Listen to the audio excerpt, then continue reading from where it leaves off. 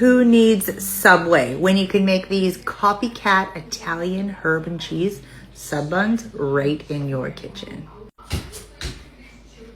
To my electric mixing bowl, I'm gonna add 3/4 of a cup of warm milk. I took it straight out of the fridge and into the microwave for 50 seconds. Adding in 1 tablespoon of sugar, then just 3/4 of a tablespoon of yeast. I'm using the traditional active dry, but the instant yeast will work. Just giving this a really good whisk and going to let it sit on the counter for 5 minutes. It's nice and frothy. We're gonna go ahead and add 1 egg.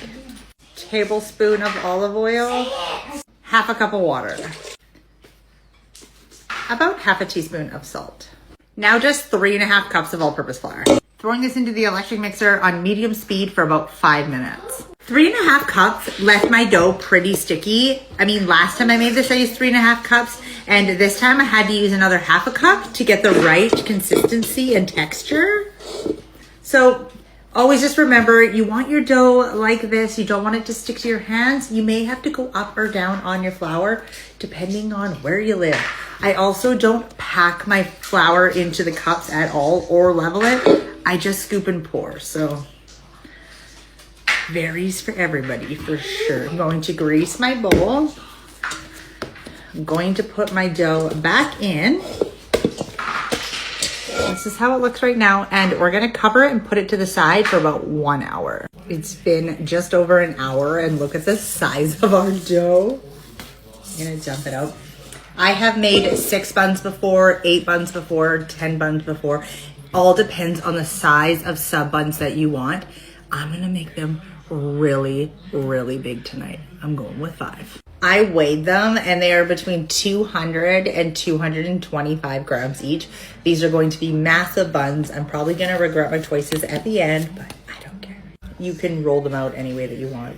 For some reason, I just like to kind of stretch the dough.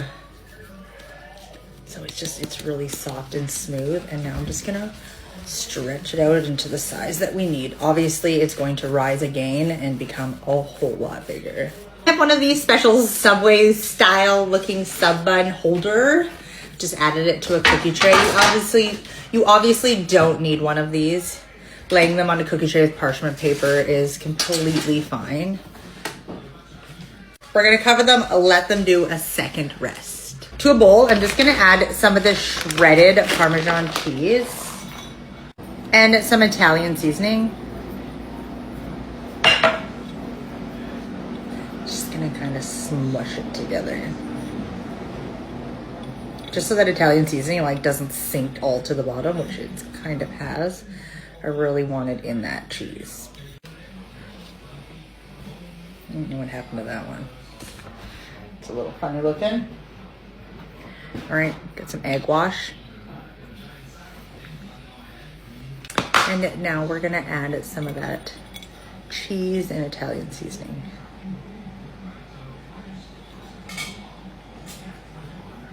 They're going into the oven at 350 degrees. Can we just take a minute to admire how beautiful these are? They baked for 17 minutes at 350 degrees. My house smells so good. We're gonna let them cool just a little bit before we try to cut them open. And then I'm gonna stuff them with some of my favorite toppings. All right, I know I said to let them cool a little bit, but I don't wanna do that. It's already 7 o'clock. I wanna eat and then go to bed. So we're gonna cut them open now, and hopefully it doesn't collapse on me here, but I can already tell they are perfectly cooked. Oh my gosh. These are gonna be so good.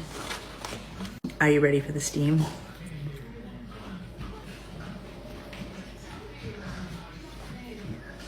Perfect. So soft, so soft.